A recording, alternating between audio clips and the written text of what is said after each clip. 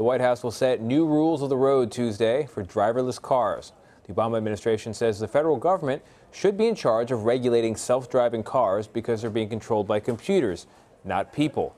Historically, states have determined who can obtain a driver's license. The Transportation Secretary Anthony Foxx says states should stick to registering cars and dealing with liability issues during a crash. CBS News transportation correspondent Chris Van Cleve spoke with Foxx about why the government has decided to take the wheel.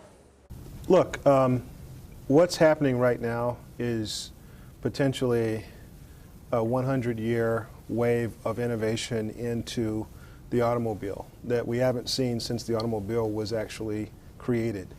And what we have a responsibility to do as an agency is to help the safety advocates, the manufacturers, and the states that also regulate the operation of automobiles to understand how to build safety and safety culture into this emerging area from the beginning. And I think what's so revolutionary about what we're doing with the policy is that it's not forcing a choice between safety and innovation. It's actually showing how both things can happen at the same time. Chris Van Cleve joins us on the phone from Washington. Chris, in that interview you just had with the Secretary, he mentions a 100-year moment of innovation in the automobile industry. That's a big deal. So what exactly is the federal government proposing in response?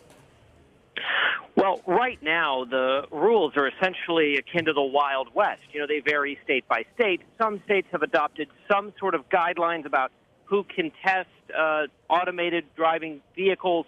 Other states haven't. So this is viewed by the government really as the foundation that you will see regulations built upon. They had been promising to get this out this summer. The autonomous driving industry, the people developing this, had been calling for and really waiting on some sort of guideline from the government. I think what's significant here is this will not be regulation. This will be a policy that basically suggests or recommends the industry follow these guidelines because to make a rule, which is a regulation by the Department of Transportation, can take years. So this sort of voluntary policy they can roll out a lot faster. And at the heart of that is a 15-point safety assessment that the government is asking autonomous vehicle developers to basically fill out and adhere to as a way of communicating how they're addressing things like how and where the vehicle will function and operate. You know, how are you validating your methods for testing and verification? It calls for privacy considerations, cybersecurity, as well as questions about the human-machine interface, crashworthiness, what happens in the event of an accident. How does a driver re-engage the autonomous driving after an incident? This 15-point safety assessment, which the DOT says they would like to see one day become mandatory, but that could require an act of Congress. So for now, it's going to be a voluntary framework upon which regulations will be built over time. So this is a big deal. This is a first draft from the Department of Transportation, something they hope will become a formal, non-advisory, but required part of operating autonomous vehicles on everyday roads. Here's the key question for me, though. Help me understand why the federal government thinks it should get involved with something that historically, at least, has been up to states to decide.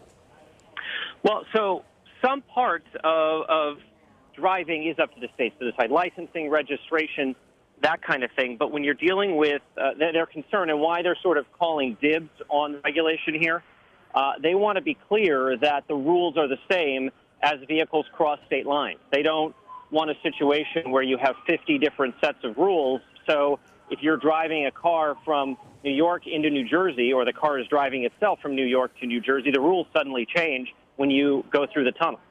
And what do you anticipate the industry reaction is likely to be to these guidelines?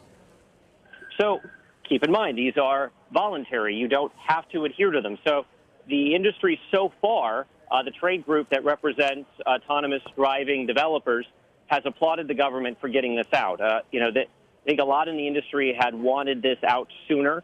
The government had said it would be done by the summer. We're, I guess, still in meteorological summer, so they more or less reached their deadline there. There's a second section of these guidelines that are sort of aspirational. in that they would require Congress to give DOT and the National Highway Traffic Safety Administration additional authority. And I think if that moves forward, that's where you may see some pushback, because it asks for the ability to go in and pre-approve or pre-certify new technologies before it goes onto the market. Right now, automakers, auto developers are allowed to self-certify. DOT says it would be great if they had the ability to order immediate cease and desist if there was an imminent hazard. Right now, they can't do that. They have to work through what can be an arduous recall process.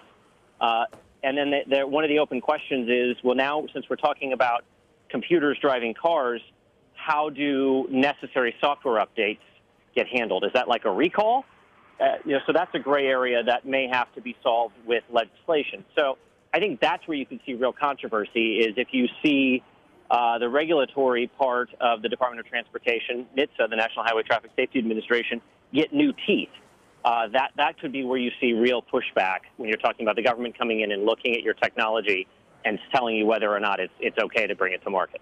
All right, Chris Van Cleve, guiding us through a 100-year inflection point here in the evolution of automobiles. Really exciting time, I imagine, to be a transportation correspondent. You know, I've always wanted to ask you, as a transportation correspondent, when you're out there on planes, renting cars, on trains, are you like the feared restaurant critic who walks in and everyone like fawns over you? I mean, what's it like? No, absolutely not. All right. Well, I always wanted to ask you that. The answer is no. It should be. It should be that way.